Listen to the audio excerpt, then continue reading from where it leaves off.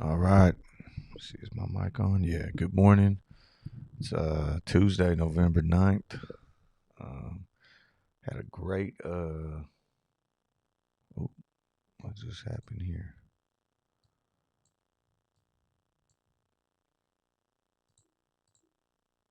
Sorry, my computer. There we go. I don't know. Something turned off right as we started. All right. Had a great earnings call for Clove yesterday. Expecting things to start turning around here. I think we'll get into that and some other stuff this morning. A lot of stocks moving this morning. Let me see here. Probably go over those first, kind of the ones that I'll be looking at for day trades, and then we'll get into some of the other like swing plays we've been talking about, squeeze plays. Ater started moving yesterday too, um, so kind of a lot to go over. Looks like Zeke's here this morning. What's up? Um, Kenneth Wallace says Buenos dias. Coach B and the whole fam. Shrimply, what's up? Josh Stewart, Ecom, Prog. Yeah, I think Prog is just kind of getting ready for to rip. I mean, it hasn't been heading back down. You could tell that it's still getting that pressure to push it back down. They're trying to get it down to max pain, but it's been holding right around this 350 level. Um, and I still think that the next pop's going to really move it if we can get that pop before November 19th, because that's where the chain is pretty loaded up. um Josh says sorry about my joke yesterday. I gotta be honest, I didn't even catch it. I'm sorry. So you didn't offend me. um let's see. Clove equals the Bears in shorts. And the shorts equal the refs in the Bears game. Man, the refs were crazy. So Clove equals the Bears, and I read that as in like Bears and Bulls, but now I get what you're saying. So Clove is the Bears, and the shorts are the refs. Yeah, man, that was wild last night. I text Ghost after the game, just kind of joking, like, man, you guys didn't even deserve to win that game. But they won, and that's what matters. But yeah, that was looked like the Bears were playing against the refs at certain points too. Um, and Justin Fields looked good. He really did. I kind of felt bad for him a couple times. He was getting some late hits on him. They weren't calling it. It was kind of wild. Sly Dev, what's up? Big Nate says Clove to 750 by 9:45. Um, I don't know. I mean, if we look, we did we saw it right when the earnings were reported before the call even came in, so you could see the earnings here. Then we had the call a little bit later, but this thing started moving, and then it got slammed back down right away, and then after that, it kind of just based out right back to where it was. But I don't know if that was the attack that I was expecting, or if it's going to come this morning. Um, But that earnings call I thought was very positive. I thought it was a lot better um, than what I expected. I expected it to be good, but I didn't expect it to be that good. And I'll talk about some of the points, whatever I can remember from it, off the top of my head. But definitely, I thought there was a lot of good stuff there. Louis, what's up? Good morning. Um, Greg says chip stocks going crazy. Yeah, so there is a lot of stuff moving this morning. Um, Papa Clove. Oh, the updates. Yeah, I'm sorry, man. I kind of miss doing them too, because it used to keep me on my game. Like, just even just doing an update video every 2 days or twice a week. I just been super busy, but we're getting near the end. Like, we're starting playoffs this week for high school football. My kid's last flag football game is this Sunday, so things are going to start slowing down here for me again, and hopefully we'll be able to get back to that, because even just besides Clove too, like, um, Prog's a play I've been talking about for 3 weeks now, and I didn't even make a video about it or anything. I mean, it just I've been trying to send stuff out on the community tab on the YouTube channel, um, as I remember to, or putting stuff on the Discord thing, and just. But yeah, no, I hear you. Yeah, and Vita's running this morning. Let me pull that up. I'll start throwing some of these up, but. Yeah, I mean that one closed yesterday at 308, up to 322 now, with a high at 327. Some of the other ones that I saw, LAZR closed yesterday at 1750, hit a high at 30. Now it's at 25. So these are ones that I'm going to be looking at to day trade. You know, um, a lot of room here to jump up to where we at right now. It's going to open at about 25. You know, if it can get past this 26 level, it's got some room to run. Not extremely small float, about 205. EVGO was another one. I mean, it was already moving yesterday. Closed the day at 1343, and it's looking to open up right now at somewhere in this $18 range, way up here. You can see that one started popping this morning. What else came up on the scanner this morning? Roblox popped off earnings yesterday, jumped from $77 to $105, trading at $96.50 right now. So it's way up here, almost at all-time highs. That should be interesting if it ends up ripping past 103 today. Another one that popped up was INVZ. Closed yesterday at 474. Right now it's trading right around the 50 SMA. It's right around here at 555. Pull that one up. And it did gap up to $7. Or it went up and hit $7 this morning. So a lot of interesting stocks. And this one's a 13 million float too. Relatively smaller or tiny float. So I'll be keeping an eye on this one as a potential runner. They're all getting pretty good volume though. Like LAZR is at 8.6 million. EVGO is at 9.3 million. INVZ 3.2 million, which is a lot considering the float size. So these are all plays that I'll be watching for day trade possibilities this morning. Let me see here. Anything else pop up this morning?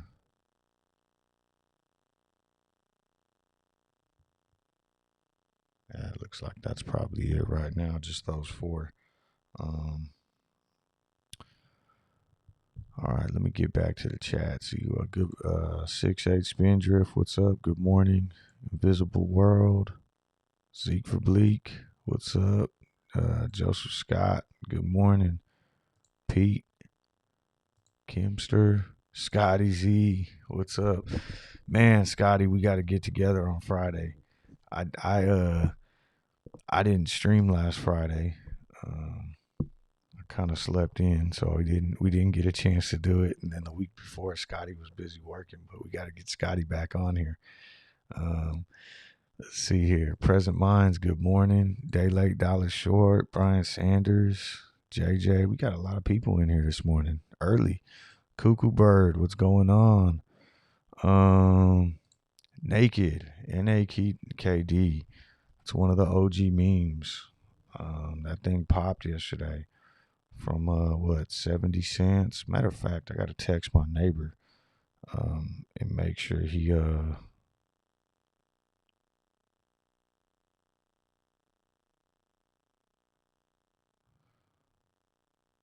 what's this?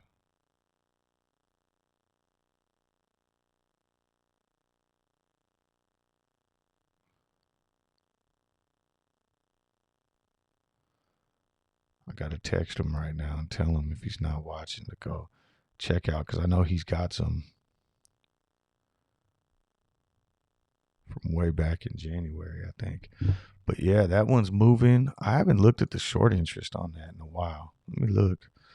But that's one of the original meme stocks, and it gets that momentum when everything else does. Doesn't look like it has much for short interest. 99 utilization, cost to borrow, 11. That's still high, but 1.5%. I don't know enough about this play, to be honest with you. But yeah, that thing's, we at 70 cents. It's looking to open up right now about 92, somewhere in here. Looks like previous resistance, the 2 times it started running up, somewhere in this like dollar range. So if it could break out of there, who knows? We check out the option chain on that one. There is no options. So yeah.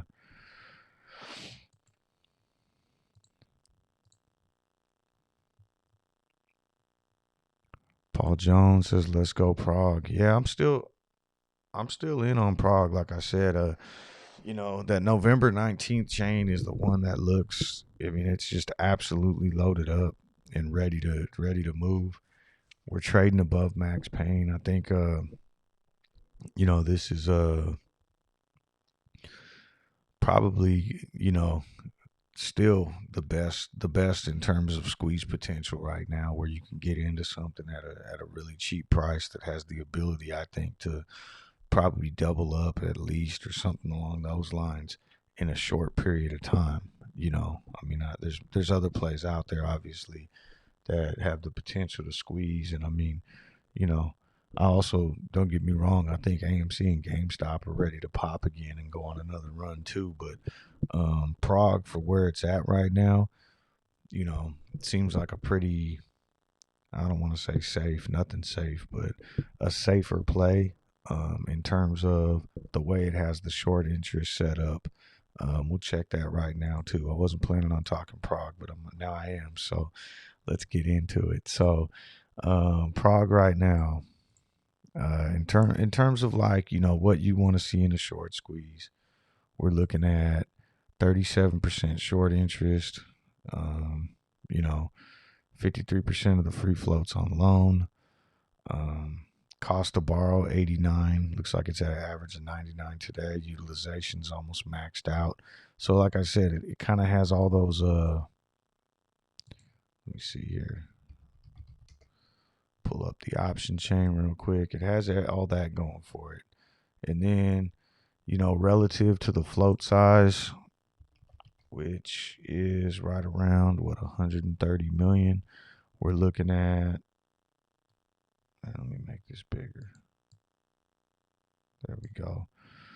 That's a ton of open interest on the options chain, and we already have a ton of calls buried in the money. And I keep checking this every day just to make sure, because sometimes, you see a spike intraday, you might see people selling calls for profit or whatever, and then that will lose that open interest. But this is definitely enough open interest to cause, even if you take the short interest out of the equation, just to cause a gamma squeeze, and so Prog's got a lot going for it right now. And,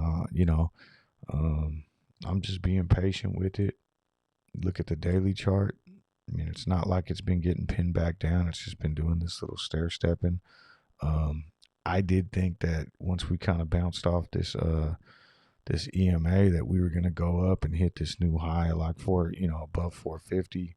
And it's starting to come back down. So, but as long as it stays away from that max pain number, I'll keep holding, at least for right now.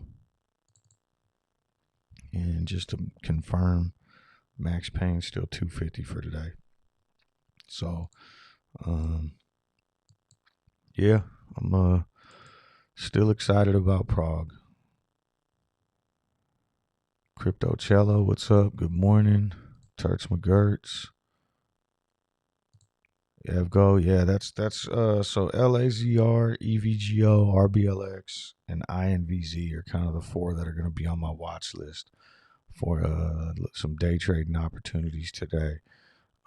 Josh says good turnout for the call yesterday. Yeah, the that was pretty cool. So after I signed off yesterday, um, I had to take my son to an appointment and do some stuff, and so I had to call in from work, and I figured, you know what, if I'm gonna be home, let me see. So what's going on with this call, because I was gonna be listening to it anyways, and so I reached out to investor relations, and they said they gave us the approval to stream it, and so yeah, that was fun though. I had a good time. I was tired though by the end. Um, when me and Ghost started getting into like the NFL stuff and everything, I was that was like we were going on 3 hours. So, but we had fun. Um, Fella, what's up? Good morning. Ecom says they're running hedge eye advertisements on your stream. Really? That's crazy. I'm gonna have to check that out. Um, if that's not targeted advertising, I don't know what it is. Um, let's see. For anyone who doesn't know, that's one of the big. I guess I don't know what you would even call them, analysts or firms that's kind of bearish on Clove right now. Um, so yeah. Dan, what's up? Good morning. Wesley says Draftkings approval in New York. Yeah, it's crazy. So I got a list. I don't think Draftkings is moving this morning, but I have a list here of some positions I'm gonna add on to, or once the market opens, some options plays I'm gonna end up getting into in Draftkings. I know I've been talking about it for a while. I bought some February 65 strikes, and then some December 55s. I'm actually going to grab some January 65s this morning, too. I think with the price where it's at, it's been heading in the wrong direction right now. If we look at the daily chart, I've been, I think I got back into my DraftKings play. I don't know, somewhere around here. It was like 2 weeks ago on a Friday. I jumped back in with those strikes I just mentioned. It dipped even further, but I think this thing's ready to reverse now. So I'm gonna actually add on a little bit more today. Um, so yeah, so DraftKings, but yeah, not much movement. I'd rather let it, like to see it stay where it's at right now, so I can get that cheaper price.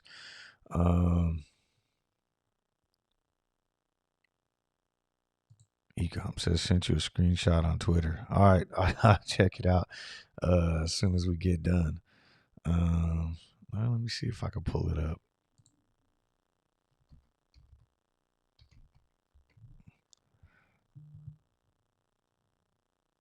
Dan says Prog got a new CEO. Yeah, I saw that news. Was it yesterday? Let me see.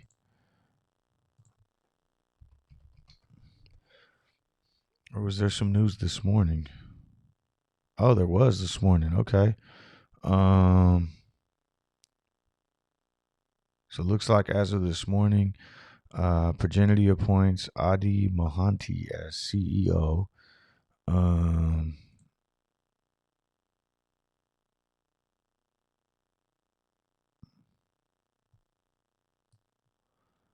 As we complete the execution of our strategic transformation, continuing to build technology and biotherapeutic leadership capabilities.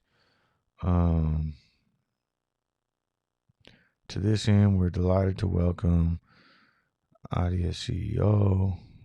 Believe he is the right person to lead Progenity and in phase two next phase of growth as we advance the discovery, development, and delivery of therapeutics.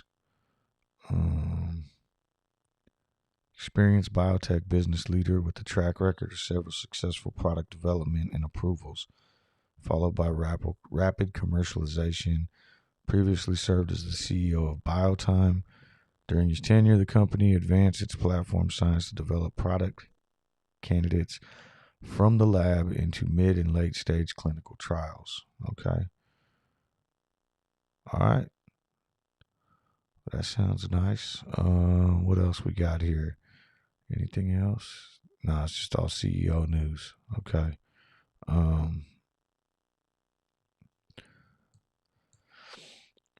Prog still not really moving though, just kind of trading right in that same range. Andy Smith, good morning.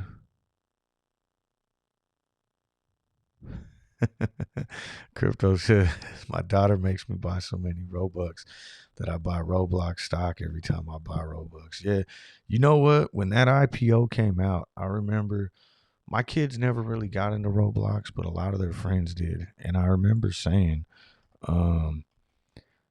like that thing's gonna do well just because of like all these kids that are just on it all the time, and you know they're because of the whole Robux thing. It's almost like Fortnite. The kids want their V-Bucks, and they um, there's so much like in-game purchases, and it's got so many kids that are just on this thing.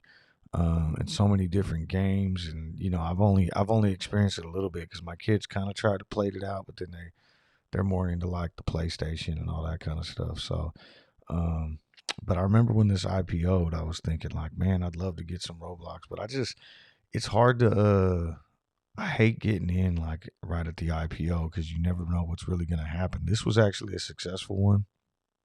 I mean, you could see if you bought on the IPO date at the top, you would have been, around $70. And, a little shaky in the first couple months, but definitely an opportunity to take some profits shortly thereafter. All IPOs don't necessarily work like that. One I could think of off the top of my head was I don't know how Coin's doing right now, but that one was crazy. I mean, you look at IPO that hit 429. There's people that bought up here that if they're still holding, I mean, this thing came down to 208. That's why I usually try to stay away from the IPOs when they first come out. It looks like Coin's been ripping it too, but anyways, Madtown says, when do I sell my Ford calls? Man, I haven't. Ford's a play that I haven't really. I remember reading about that on. This was a long time ago. Damn, they're up to 20 now. Shit, probably way back here. And on when the big exodus happened from Wall Street bets, couldn't have been December. So this would have been, somewhere in February. A new subreddit kind of popped up. It's Wall Street Bets OGs, and a lot of people in there were talking about Ford leaps and everything else. And this was right around, I think, probably around $12. I didn't jump on, but damn, things ripping. I don't know. Said if you got December 17th calls, I mean, it's getting close to expiration now. Would really depend on the strike price. I mean, if you think that the stock's going to keep ripping, a lot of times this would be a good time probably to maybe go out and up with it if you thought it was going to keep ripping. So, I mean, the way that I usually play, options, if I'm still bullish on the stock, and you're looking at December 17th, let's say you're deep in the money and you got like $15 strikes. You could, IV's not even high right now, but you could sell these, take your profits. And then if you're bullish on the stock still, you would go out to maybe give yourself some more time. I mean, IV's so low, you could do the same exact play. You can come out here and say, okay, more than a year out, and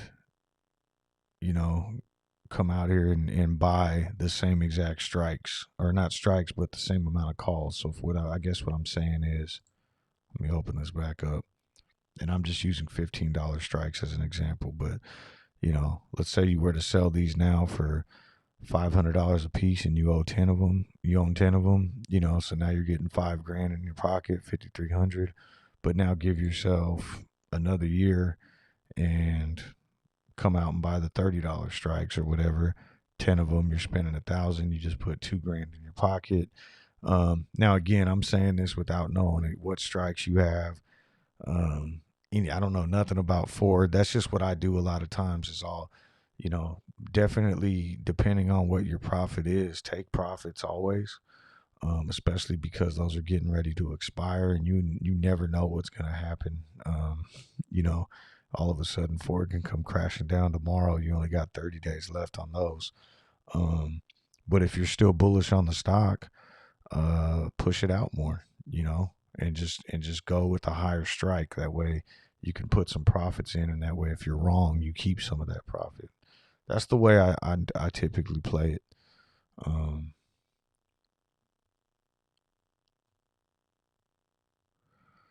Yeah, Scotty, my bad, man. I was just, dude, I don't know. Last week, I think I slept in twice. I think I missed 2 shows. I don't know. Michael, what's up? Good morning. Thomas, good morning. Risky Seeds. The Ace Clan says, "Do you invest in Ether?" In terms of crypto, I've never really spent the time. Ooh, hold on, 1 second. Sounds like my neighbor's alarm's going off.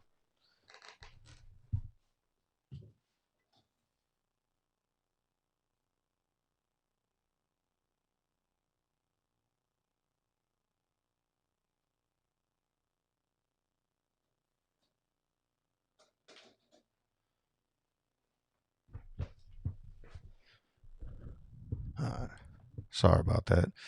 I heard a car alarm going off outside. All right. So in terms of crypto, I've always had Bitcoin. And just added on to my position. And then as I never got into like Dogecoin. Never got into Ether. I've never really done much research into crypto. It's just Bitcoin's one that I think's always going to be around. I think it's going to continue to go higher. So I've always kind of just dabbled in that one a little bit. I did buy some XRP because a buddy of mine's really heavily invested into it. He's been telling me about it, and so I own some XRP. I also own some SafeMoon. Different friend, told me that that's got the potential to be like, the next Dogecoin, where it's gonna, rip and take off at some point. And I know there's a lot of other things going on with SafeMoon too. I think I even just saw they're going to do like a 1,000 to 1 consolidation or something like that. So, but I don't follow it enough to speak about it. Like, these investments I have in like XRP, SafeMoon, and even I bought some Sheeb a couple weeks ago. Same thing, just because everyone else has been talking about it, and I figured, you know what, I'll throw some in there and see what happens. But, yeah, in terms of like true investment, I would say, Bitcoin's kind of the only one.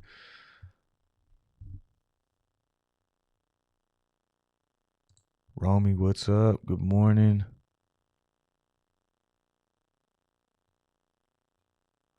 Turt says the miners are killing it.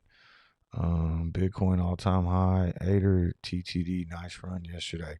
Yeah, I just pulled Ater up because I was going to talk about that one too. We just talked about Prog a little bit.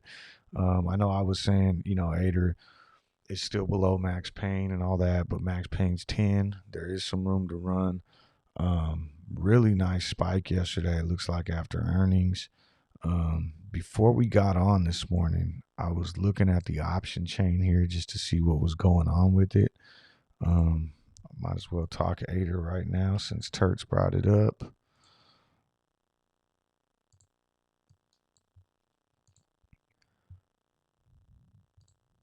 So we took a look at this yesterday, and kind of the same numbers. 22% short interest. It's decent, right? Cost to borrow has dropped a lot since last month.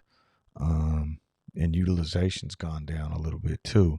But these are still relatively high numbers. And if this stock starts moving, um, it does have a lot of potential.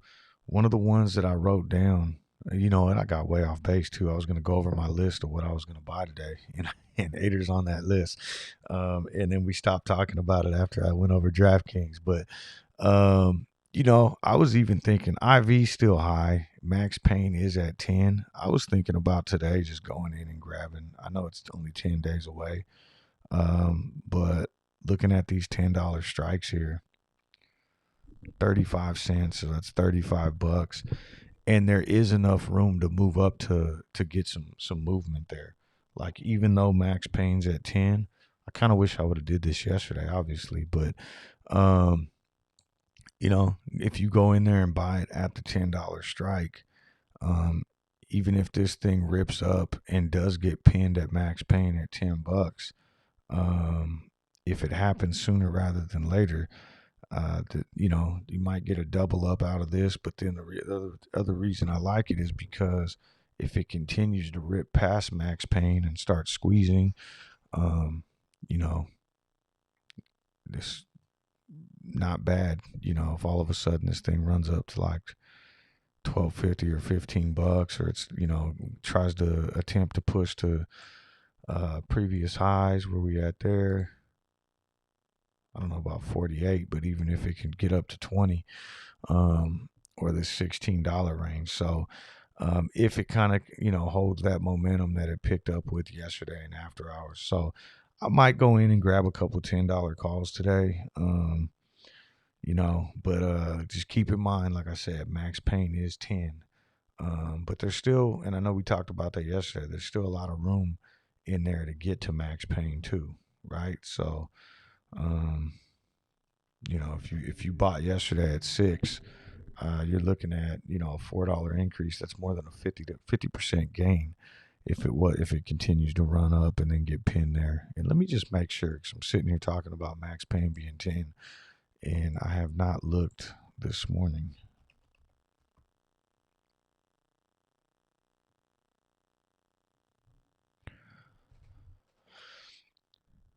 Oh no, yeah, I'm way off.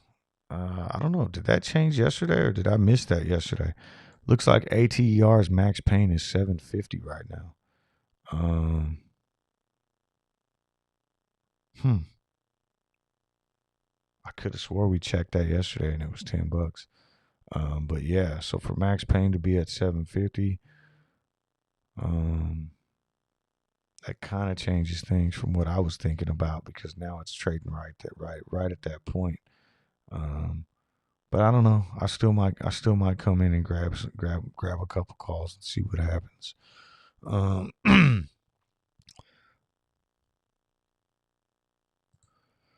Yeah, so with the earnings on Prog, so I know their earnings call is Wednesday, but I could have swore that I saw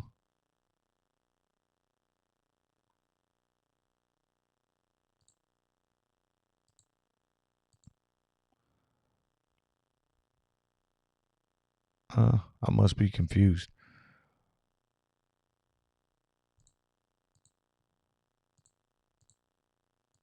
Yeah, I must have been looking at a different stock. I know that the earnings is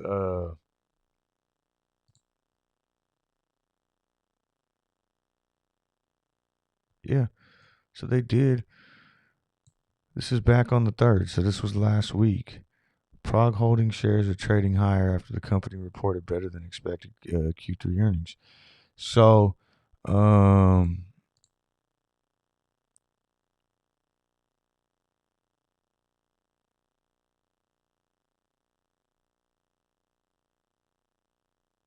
Wednesday, November 10th, after the close. But it looks like, I forget what day that was. Was that on the 3rd? I remember seeing that some numbers were actually out. But then their conference call was today or something. I got to look into that a little bit more. But I thought that they actually released. I don't see it here on my news feed anymore. But yeah, I believe the earnings are tomorrow.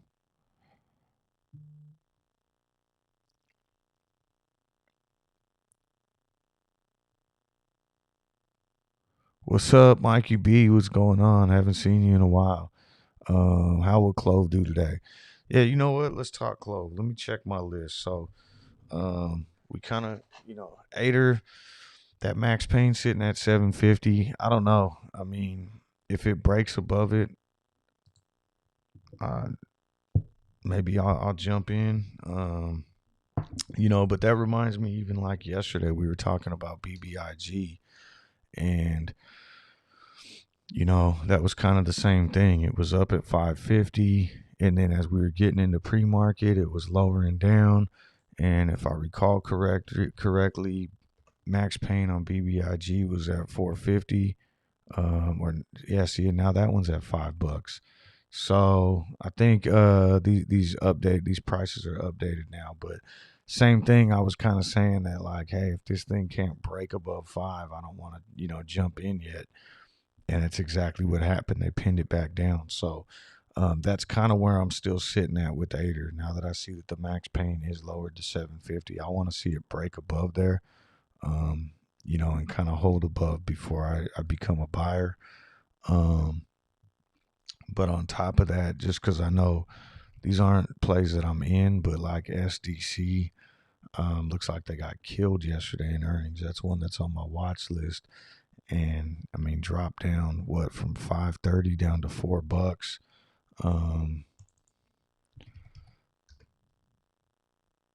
Max pain on that right now is still showing 550. So let's talk some Clove. I thought the earnings call went great. Ecom says my kid will clean for V-Bucks. Michelle, what's up? Good morning. Let me see here. Rami, what's going on? Patrick Zane, good morning. Stephen, who dat? Yeah, JJ, that's what I thought too. They already released their numbers and then they're going to do the call this week, but I couldn't find that information right now.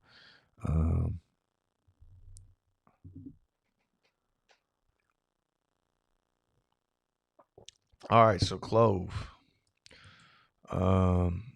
First off, not a bad day yesterday. I think we started the day somewhere around 790, ended at 803. We did see a nice little high at 817. You could tell that the stock's starting to push up. And then when the numbers got released right at after hours, we saw it spike up to 851. Huge amount of volume came in. And then it got pushed down to 760. Now we're trading kind of in that same zone. I mean, to me, the earnings were absolutely positive and kind of blew my expectations out of the water. I mean, I took some notes yesterday, and I'll kind of review, basically what I could remember at least. But basically, we had some stuff that I wrote down. 125% increase year over year. Revenue was up 153% year over year. And then the MCR, so that's the big one, right? So the MCR improved by, they said 850 basis points. I'm not going to lie, I don't understand the whole basis point, how that plays in. To me, MCR is all about the percentages, right? And they even brought up during the call that I think it was Humana actually increased. So they went up from 85% to 87%. And just as a point of reference, I think he said that was somewhere around like 100 basis points. So when you kind of put that into perspective, or 130 basis points. So if Humana went up from 85 to 87% with 130% or 130 basis point increase, Clove decreased by 850. Okay, so that's almost like 7 times And I think they said that, they were operating right now at nearly break even, which is getting them closer and closer to profitability. And they also, in their guidance, kind of said that they were looking to be at 90 to 95% MCR in the coming year, which that's profitable, right? So for anyone who's unfamiliar, MCR is basically like medical cost ratio.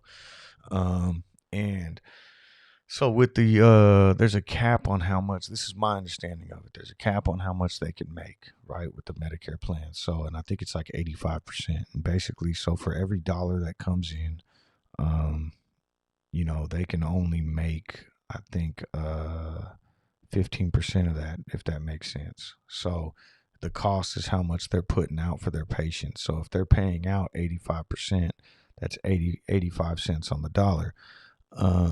They're estimating that next year they'll be between 90 and 95, meaning that for every patient, they'll be paying 90 to 95 cents on the dollar that they receive. So now they'd be profitable.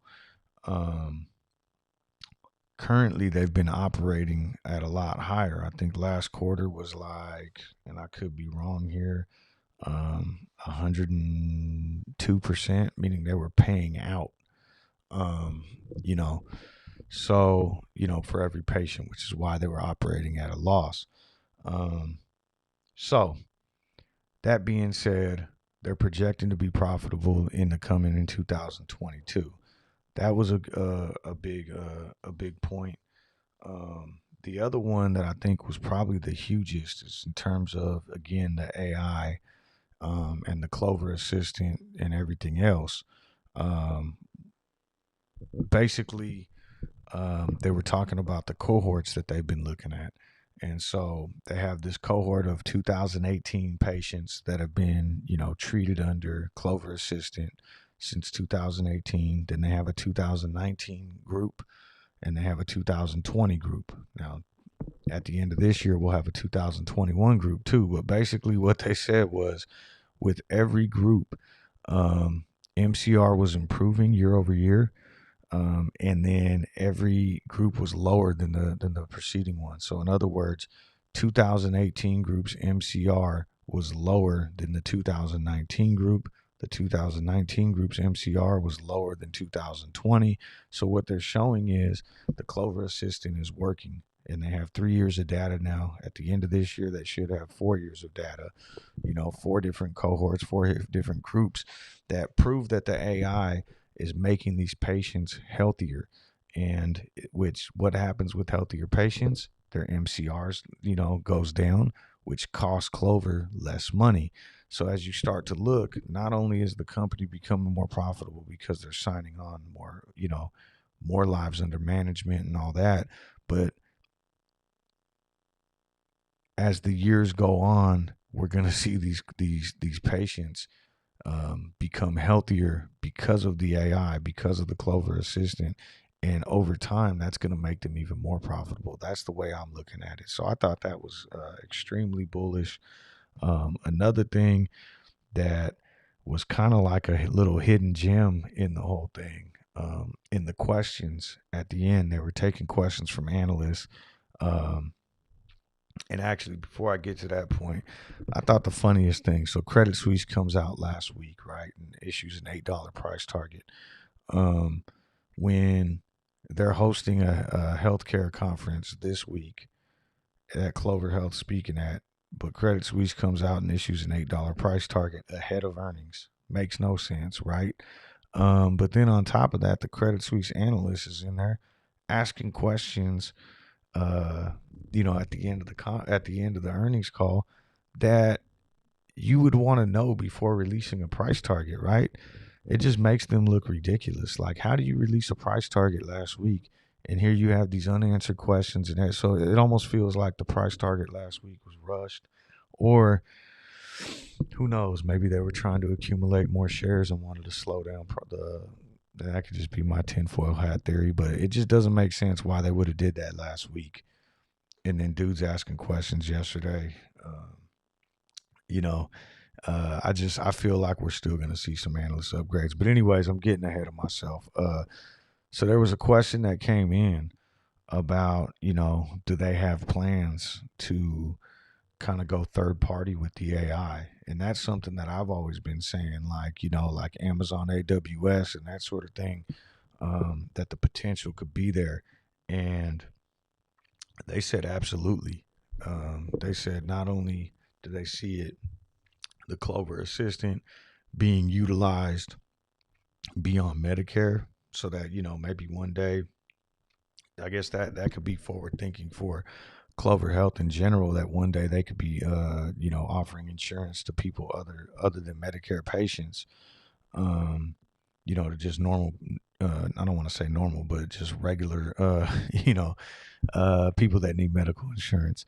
And then on top of that, though, they did say that the way that they have it built out and everything else, that leaves open the option for them to, basically make it a third party thing, the software as a service side that, I've kind of been speculating at for a while now.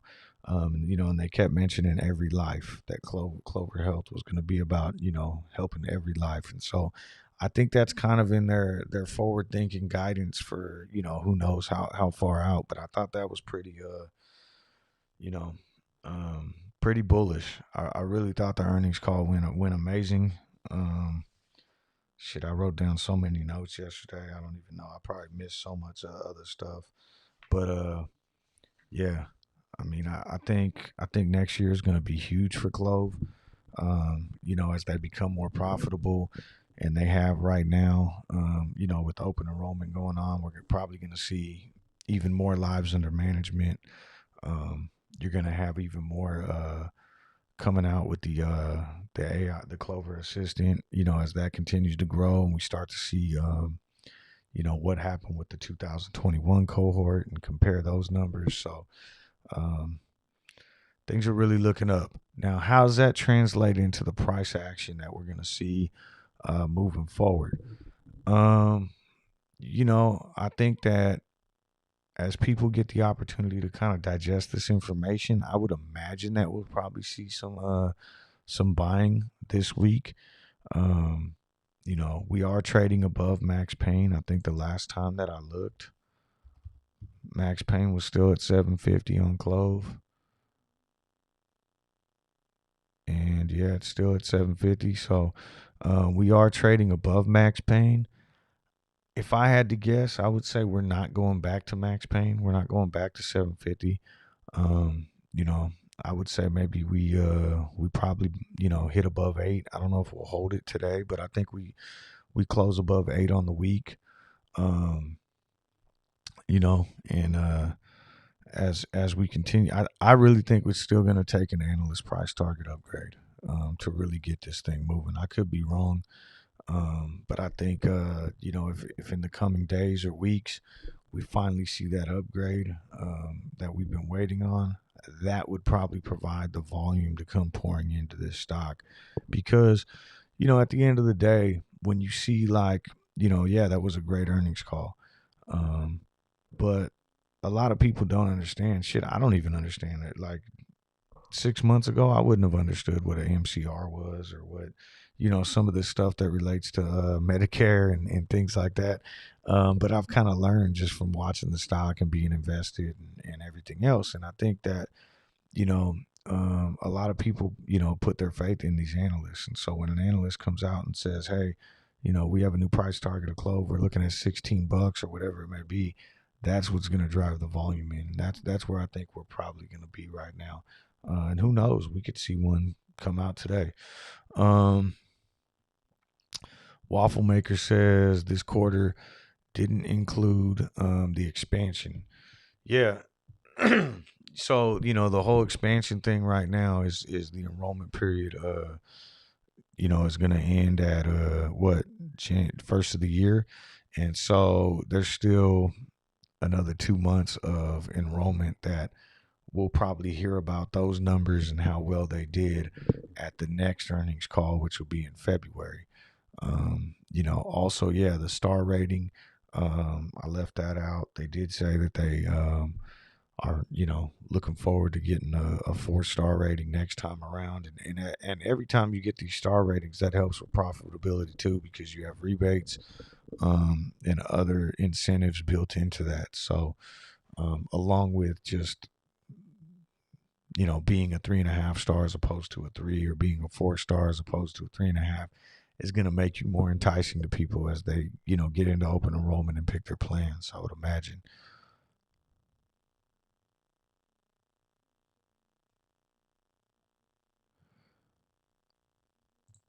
Didn't Vivek also say the additional rebate will be pure profit?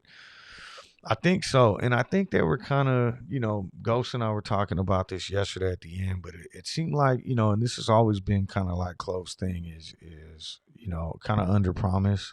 Like one of the analysts was kind of trying to drill him on, COVID and what happens with this and that. And they basically said, like, look, our guidance for next year, what we're looking at, we've built in COVID. We've got a cushion there for COVID.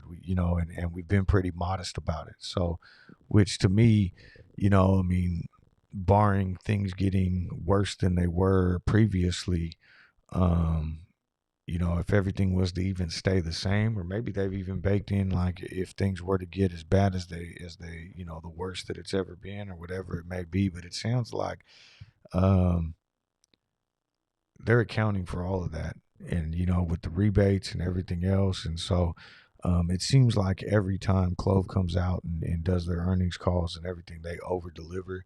They beat expectations. They beat what they've kind of promised in the past. And so I would imagine if they follow suit and continue the way they've been going, we'll see a lower MCR than 95 to 90%, which is what they're estimating right now. So yeah, I'm excited. I thought that earnings call was amazing. Um,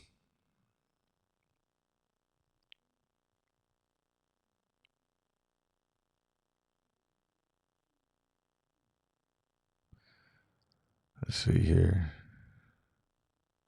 Scott says Credit Suisse will be short and close since we hit their price target. Nah, I think that was just crazy though for them to release an $8 price target. But I don't know.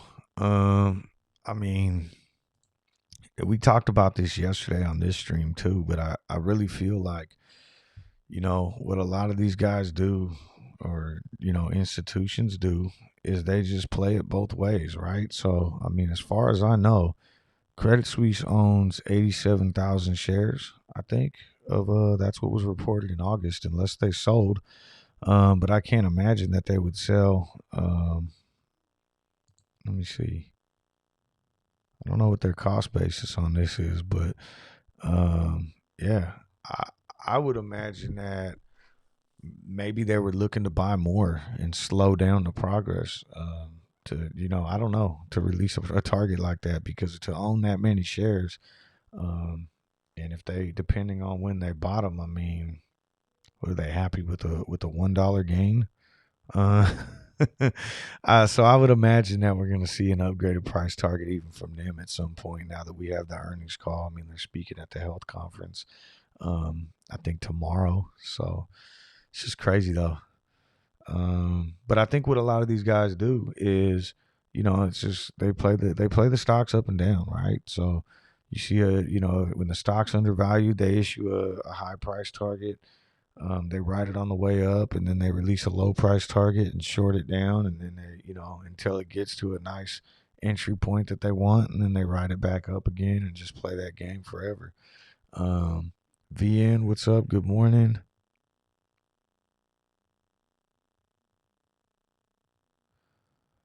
Let's see here. Dennis D, good morning.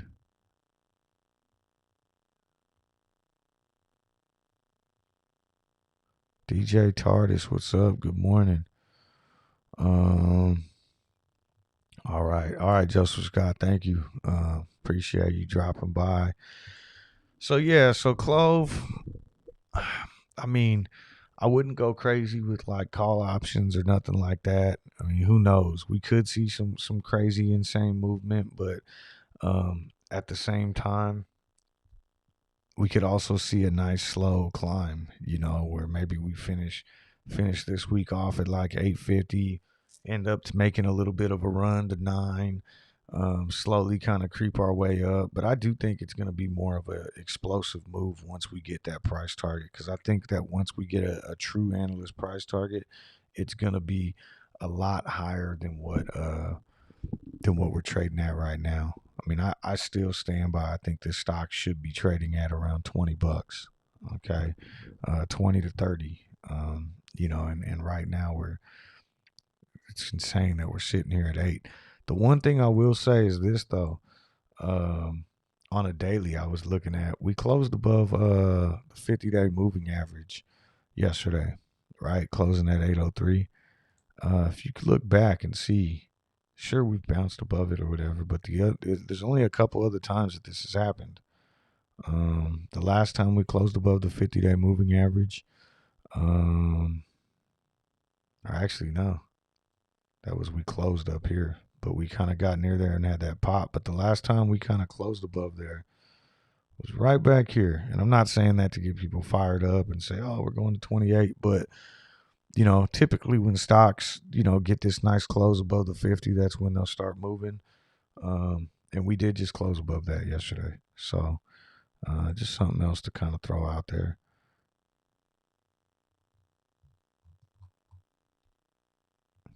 Kind of poked our head above it there, but even that's a nice little gain. Definitely a great earnings call, though. Dator says, yeah. So it's a new CEO that Prog got this morning, and so and their earnings call is tomorrow. I think I'm still very bullish on Prog. That's one that that probably longer, but I think at least even in the short term, like the November 19th chain has a lot of let me see here, a ton of open interest. It's looking really nice, and like I really there's a lot of potential in there. Now these things don't always happen, but we already have like this $3 strike, a ton of open interest in the money. It's just going to be a matter of like holding the 350, and that's kind of where the battle's been right now, is at 350. And then if we can close over 4, I think that's where it's going to like really take off. But once this thing starts ripping, I think we're going to at least blow this chain out. But right now it's you're talking about anytime you're looking at a squeeze play, that the stock is being heavily manipulated too, right? I just saw the Tor said I don't get so much volume as in Prog. But I mean, it's all strategic as well, right? So you got market makers who would love to see this thing close at 250.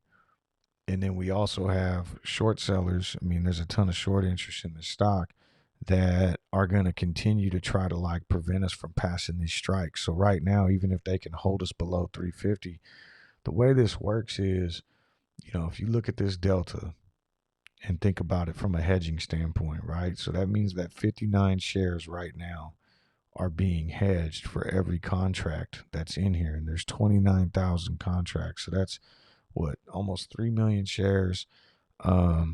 So about 1.6, 1.7 million just for this 350 strike that right now are being hedged. The longer they can keep this below 350, even at 349, every day that creeps closer to November 19th, this delta is going to decrease, which allows these call riders to start reducing shares. And then you start doing that for everything outside of here, and they're able to kind of like drop shares every day that goes by that we hold under 350. That's the bear case, right? So that's where a short seller or a market maker would sit there and try to prevent us from crossing this 350 mark and eventually get us down below the $3 mark, in between this $2.50 and $3 range. That's where they want to pin this stock at, and that's why we're seeing so much downward pressure every day. But now, on the flip side, on the bull side, if we can get back above 4 and start crossing above 450, we're going to see this delta increase dramatically because we're so close to November 19th. And once you start seeing that go up to 8.85, a 0.95 on these numbers, that's a ton of shares that need to be bought, considering, how small the float is. So, Prog is in a great position right now. It really is. We're sitting right at that kind of that battleground, where it can break either way. And volume has been dropping off. We were seeing a lot more volume back here. What was this? If we look back to some of these previous days, 250 million volume, 240 million.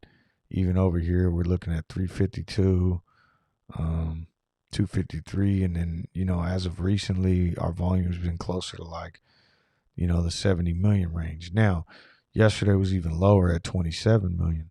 That still beats out previous volume before all this run and everything. This is a stock that used to trade, kind of in that like 1 to 2 million range. So volume's still pretty high, but and I can assure you that if we cross 450, we're going to see volume really pick up, even just as the option chain kind of starts hedging. Let's see here.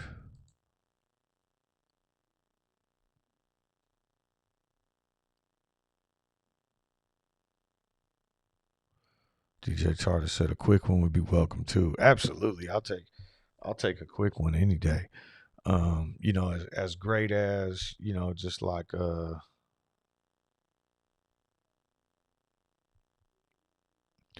as great as a squeeze, a slow kind of Tesla style growth would be, because then you'd probably, I've talked about this a lot. If you start to see like a slow, where we creep up to 9 to 10 to 11, and it's just happening like week after week or month after month, and the stock is just continuously bullish and just continues to go up. If it moves up slow like that, you're never really going to sell, right? Because why would you? You're just continuing to build your account. It's giving you opportunities to add on. Maybe you shave a little off if you want to move somewhere else. And I really do truly think this is a triple digit stock down the road. I'm talking CLOV now. But, and you'd probably end up keeping it longer. And that's why, I would enjoy a slow squeeze. But then at the same time, never going to turn away quick money. And I've talked about this so much, if CLOV runs up tomorrow to 40, I'll probably be out. Doesn't mean I'm out forever, but just the way the stock, the market works, sell the pop and buy the dip. And so that would be nice too, because then I'd be able to take profits and then reestablish my same position, and be able to move some cash other places. So they both have their benefits. Ariana says AMC and AQST will have massive breakouts this week. I do believe that AMC, I don't know about this week, but in the coming weeks, whether it be this week or next week, I think AMC's due. AMC and GameStop. I don't know much about AQST at all. Never. Let me see.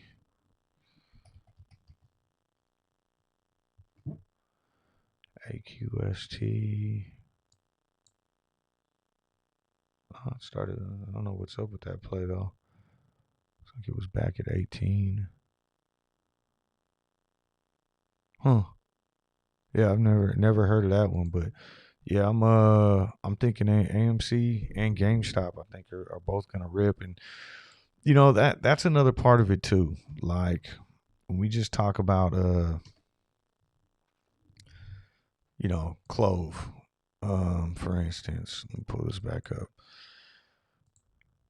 Both times that CLOV has had its big moves, and I'm considering even that other move from like, what was it, 8 to 11 back in September, I think it was. The other meme stocks were moving as well. And I mean that by GameStop and AMC specifically. And, back in June when Clove ripped, AMC and GameStop kind of ripped around the same time too. And I think, you know, and this is just theory, but I think a lot of it has to do with, some of these you have the same people shorting the same stocks and they're tied into the same algorithms and all that kind of stuff. And so I think that there's a lot there in regards to um, if AMC starts ripping again, let's say today or tomorrow, and or even next Monday, that's going to put pressure on the same short sellers and market makers and everybody else that's betting against GameStop and betting against Clove and some of the other bigger names. And I think we saw some of that even last week when Bed Bath & Beyond started moving, and that kind of almost gave a little life to AMC and GameStop a little bit. I think it's too uncanny how these spikes correlate. If you go back and look, these stocks all kind of occasionally they'll divert from each other, but these highly shorted stocks that have kind of got like meme status over time, they all kind of like follow each other. They all move kind of in unison. So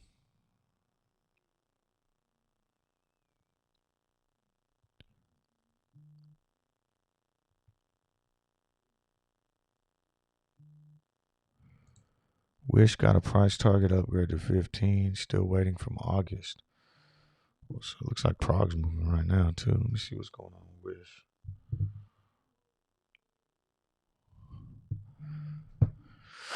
So Wish is trading at I never got into Wish. But that's pretty interesting if it's let's see the news on this.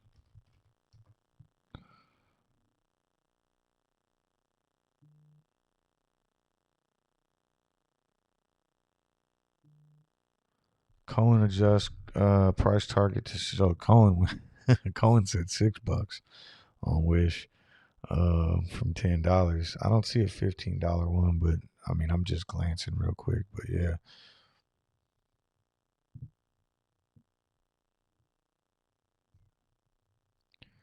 Let's see here. Ater up 29%. Yeah. So that one, oh, it's moving again. Okay. So now, like I said, I wanted to see Ater kind of move above. Like the new max pain that I saw this morning was at 750, and now if it opens up today, well above that, I'll jump in. Um, I've been waiting to get in on Ater, and so seeing that the max pain's down here now, and if it opens up above this and starts ripping, I'll jump in for a ride today.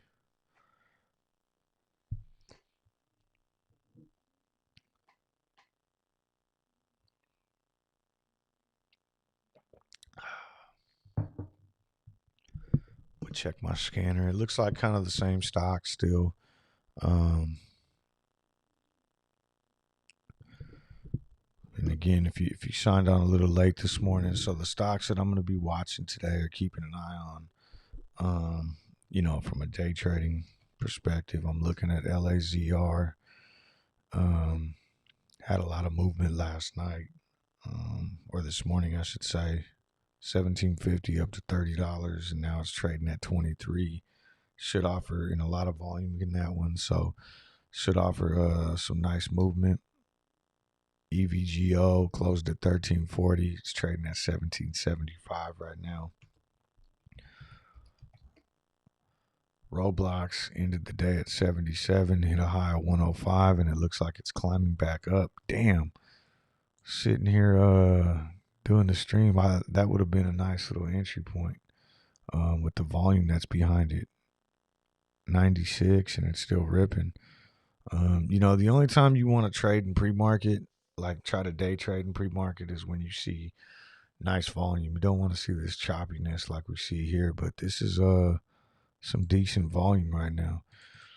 So Roblox was the other one, and then the last one was INV. INVZ. Can't even read my own handwriting. There we go.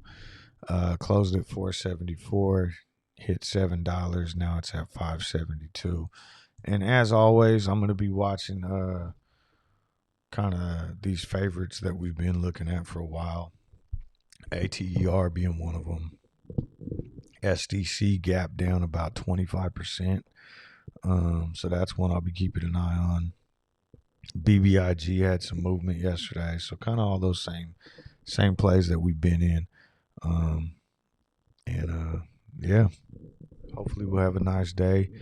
I know it's a little early right now. We're at 6:15, but I'm actually gonna sign off. I gotta go I can hear my kids running around, and just want to make sure they're getting ready for school. Looks like JJ said Wish Credit Suisse maintains coverage with outperform target of 15. See, that's huge. That's triple where we're at right now. Or yeah. So shit, what's going on with AMC right now?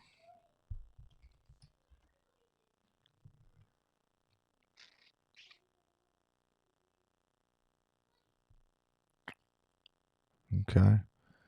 Um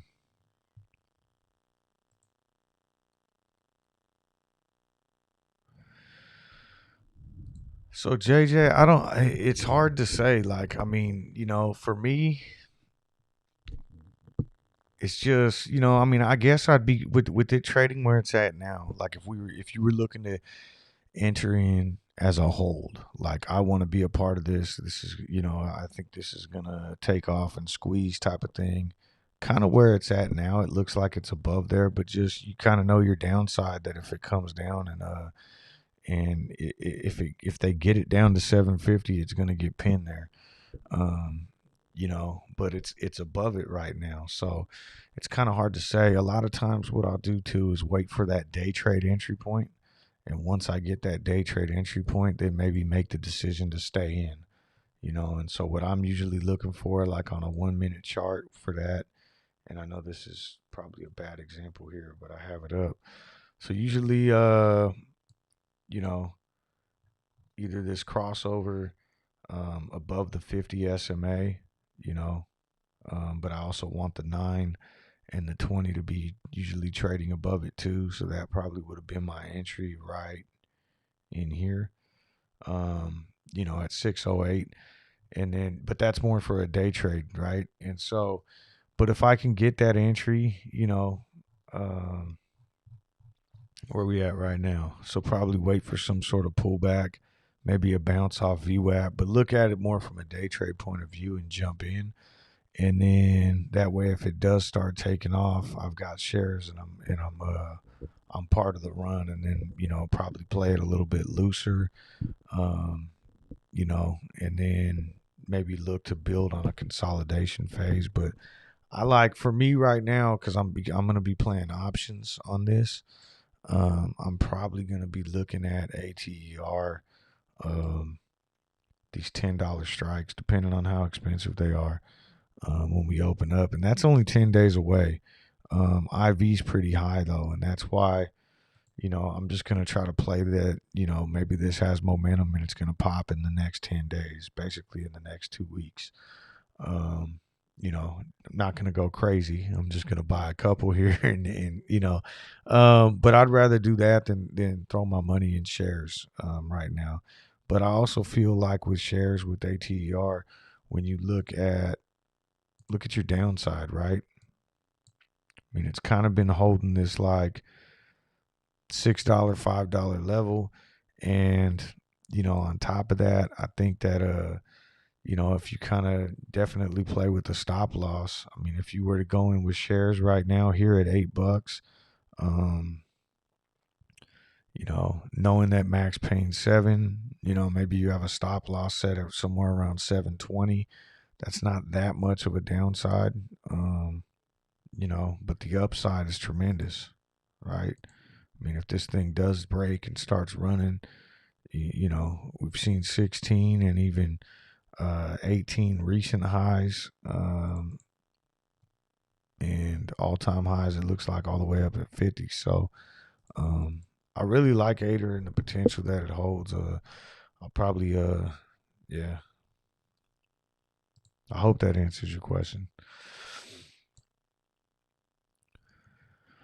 Turts, I did not. I never got on Hut. There's so many plays that I've been missing out on. Um, one that I shaved off. Just speaking of plays I missed out on, didn't really miss out, but you know, I had shaved AVXL a while back.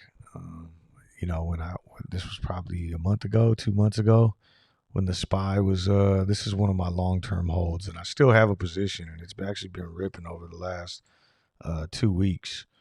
But I jumped back into it. I think somewhere around here, might even been here, around 19. Because I cut my position when it looked like the overall market was starting to dip, and I got rid of a lot of my swings. But when I came back in, I didn't go in with the same amount of shares that I had before, and now this thing's really starting to take off. And yeah, I'm kind of feeling the same way with that. Like, man, I should have went in with the same amount. But AVXL is another one that I'll be looking to kind of build into this morning as well.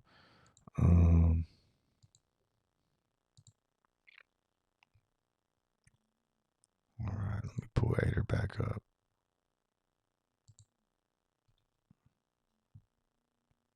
Oh wow, SDC price target cut to 3. That's not good. That's gonna be pretty painful for that one. What's going on with AMC right now? This massive dip.